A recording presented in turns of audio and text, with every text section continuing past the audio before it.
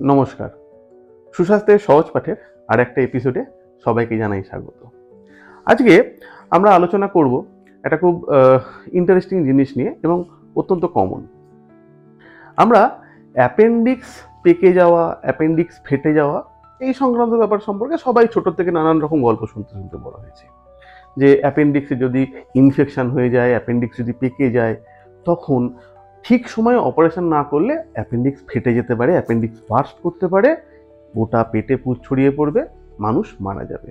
সুতরাং অ্যাপেন্ডিসাইটিস হলে সাথে সাথে সার্জনকে দেখানো উচিত, গিয়ে অপারেশনের ব্যবস্থা করা উচিত। এটা মোটামুটি জনমানুষের একদম রন্ধ্রে রন্ধ্রে যেন গেঁথে রয়েছে। সমস্যা হয় কখন জানেন? সমস্যা হয় ধরা যাক কোনো পেশেন্টের অ্যাপেন্ডিসাইটিস হয়েছে, সেটা পেশেন্টের বিভিন্ন সিমটম দিয়ে প্রমাণিত, ডাক্তারবাবু দেখেছেন, দেখে অপারেশনের প্ল্যান করেছেন, অপারেশনের জন্য বিভিন্ন রকম রিপোর্ট করা হয়েছে, পেটের আলট্রাসোনোগ্রাফি বা ফটো করা হয়েছে, সেখানেও বলা হচ্ছে যে হ্যাঁ অ্যাপেন্ডিক্স পেকে গেছে। অপারেশনের জন্য প্ল্যান করা হয়েছে, সার্জেন ডাক্তারবাবু হয়তো আগে দেখেছিলেন বা প্রথমবার দেখছেন, ইভেন কারু ক্ষেত্রে ওটি টেবিলে উঠে গেছে, হঠাৎ করে জানা গেল যে না, আর অপারেশন করা যাবে না, অ্যাপেন্ডিক্স নাকি দলা পেকে গেছে, এখন আর অপারেশন করতে নেই। এই অ্যাপেন্ডিক্সের দলা পেকে যাওয়া ব্যাপারটাই আজকে আমরা আলোচনা করব। অ্যাপেন্ডিক্সের দলা পেকে যাওয়া ব্যাপারটা কি?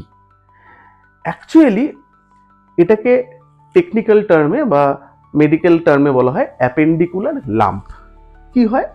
অ্যাপেন্ডিক্স, যে আমরা অ্যাপেন্ডিক্স সম্পর্কে যেটা ছোট থেকে পড়াশোনা করেছি যে হ্যাঁ এটা একটা বিলুপ্ত প্রায় অঙ্গ, আমাদের পেটের ডান দিকে থাকে এবং বৃহদন্ত্রের সিকাম বলে একটা জায়গা আছে, তার তলার দিকে এই অ্যাপেন্ডিক্সটা ঝুলে থাকে। এইরকম অনেক কিছুই আমরা স্কুল লাইফের বইয়ে পড়েছি, জীবন বিজ্ঞানের বইয়ে পড়েছি। এর বাইরে আর একটা খুব ইন্টারেস্টিং ঘটনা ঘটে। কি ঘটে? আমাদের পেটের মধ্যে পুলিশ আছে। পুলিশ, হ্যাঁ, তাকে বলা হয় পুলিশম্যান অফ অ্যাবডোমেন, ওমেন্টাম। এই ওমেন্টাম বলে একটা জিনিস আমাদের পেটের মধ্যে আছে, এক ধরনের ফ্যাটের রুমাল বা চাদর টাইপের জিনিস। এই পেটের উপরের দিক থেকে মোটামুটি ঝালরের মতো বা পর্দার মতো গোটা পেটের যে কোনো জায়গায় চলে যাওয়ার ক্ষমতা সে রাখে। এর একটা অদ্ভুত বিশেষত্ব হচ্ছে এ পেটের মধ্যে বিভিন্ন যে জায়গায় সমস্যা আছে সেই জায়গায় পৌঁছে গিয়ে এমন কিছু একটা করে যাতে পেটের ভেতরে সেই জায়গার যে সমস্যা বা ইনফেকশন রয়েছে সেটা সারা পেটে ছড়িয়ে না যায় এবং তার ফলে মানুষটা অত্যন্ত বাড়াবাড়ি কিছু হলো বা মৃত্যু হলো সেই জিনিসটা যাতে না ঘটে। অ্যাপেন্ডিক্স যখন ইনফেক্টেড হচ্ছে বা ইনফ্লেমড হচ্ছে সেই সময়ে ওই জায়গাতে এই ওমেন্টাম ছুটে চলে যায়। যদি অ্যাপেন্ডিক্সের পেটে ব্যথার ওঠার ওই 2-3 দিনের মধ্যে অপারেশনের ব্যবস্থা করা গেল তো ভালো কথা, নয়তো অ্যাপেন্ডিকুলার লাম্প হওয়ার সম্ভাবনা বাড়ে। ওইখানে কি হয়? অপারেশন করার সময় আমরা করার সময় বলতে যখন কোনো পেশেন্টকে আমরা অ্যাপেন্ডিক্সের জন্য অপারেশনের জন্য প্রস্তুত করি, তখন এই পেটের ডান দিকের চত্বরে আমরা টিপে দেখি যে ওখানে ব্যথা কতটা আছে বা ওখানে কোনো দলা ফিল করা যাচ্ছে কিনা। এই দলাটা আসলে তৈরি হয় অ্যাপেন্ডিক্স, তার আশেপাশের যে আমাদের ক্ষুদ্রান্ত, বৃহদন্ত্র এবং ওমেন্টাম, এগুলো মিলে গিয়ে একটা জটলা তৈরি করে। কেন জটলা তৈরি করে? কারণ যদি কোনো কারণে অ্যাপেন্ডিক্সটা সত্যি করে ফেটে যায় এবং তার ভেতরের যা কিছু পুঁজ আছে বা অ্যাপেন্ডিক্স ফেটে গেলে আমাদের বৃহদন্ত্র ওপেন হয়ে যাবে, ফলে আমাদের যে পায়খানা যেগুলো রয়েছে, স্টুল যেগুলো রয়েছে, ফিকাল ম্যাটার যেগুলো রয়েছে, সেগুলো পেটের মধ্যে ছড়িয়ে যাওয়ার সম্ভাবনা বাড়বে। সেটা যাতে ছড়িয়ে গিয়ে সেপসিস ফর্ম না করে, মানুষটার যাতে প্রাণ রক্ষা হয়, তার জন্যই এটা একটা অদ্ভুত রকমভাবে প্রকৃতির প্রোটেকশন। যে প্রোটেকশন দিয়ে যেটা করছে সেটা হচ্ছে অ্যাপেন্ডিক্স যদি রাপচার করে যেতে থাকে তাহলে সেই তার ভেতরের যে কন্টেন্ট সেটাকে কনফাইন করে রাখছে এই লাম্পের মধ্যে। সুতরাং যদি আপনার ডাক্তারবাবু অপারেশন করার জন্য প্রস্তুত হয়েও অ্যাপেন্ডিসাইটিসের পেশেন্টকে অ্যাপেন্ডিক্স অপারেশনের আগের মুহূর্তে হঠাৎ করে সিদ্ধান্ত পাল্টে বলেন যে এখন অপারেশন করা যাবে না, আমরা পেশেন্টকে আপাতত কিছুদিন ভর্তি রাখবো, কিছু ওষুধ ইনজেকশন চলবে, স্যালাইন চলবে এবং প্রয়োজন হলে মিনিমাম 1.5 মাস বাদে আমরা অপারেশনের আবার প্ল্যান করতে পারি, তখন তাকে ভুল বুঝবেন না, তিনি কোনো বদমাইশি করছেন না।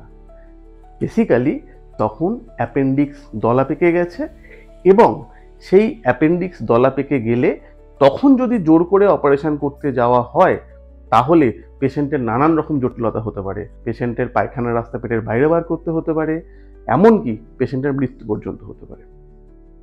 অ্যাপেন্ডিকুলার লাম্প হলে কি তাহলে কখনোই অপারেশন করা হয় না?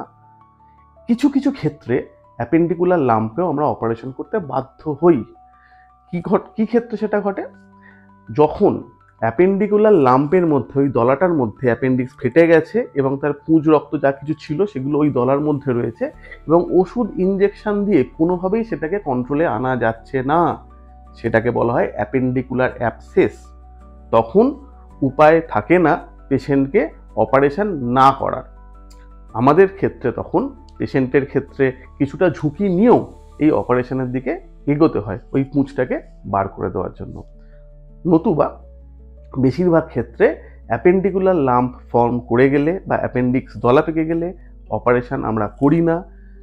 এমনকি ওটির আগে পেশেন্টকে যখন অজ্ঞান করা হয়েছে বা পিঠে ছুঁচ ফুটিয়ে নিজের অংশটাকে অবশ করে দেওয়া হয়েছে, সেই সময়ও ছুরি চালানোর আগের মুহূর্তে, ইনসিশন দেওয়ার আগের মুহূর্তে আমরা আরেকবার রিচেক করে দেখি যে অ্যাপেন্ডিকুলার লাম্প হয়ে যায়নি তো।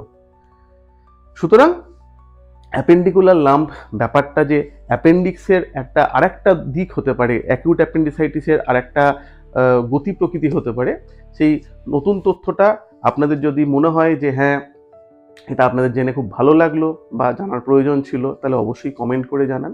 আর এই রকমই বিভিন্ন রকম ইনফরমেটিভ ভিডিও পাওয়ার জন্য আপনারা আমাদের চ্যানেলটাকে ফলো করুন, সাবস্ক্রাইব করুন। আর আপনাদের যদি এই সংক্রান্ত আরও অন্য কিছু জানার থেকে থাকে, কোনো প্রশ্ন থেকে থাকে, তাহলে আমাদের এই কমেন্ট সেকশানে কমেন্ট করে আমাদেরকে জানান, আমরা চেষ্টা করব সেই নিয়ে আবার একটা পর্ব করার। আপাতত তাহলে আজকের পর্বটা এখানেই শেষ করলাম। নমস্কার।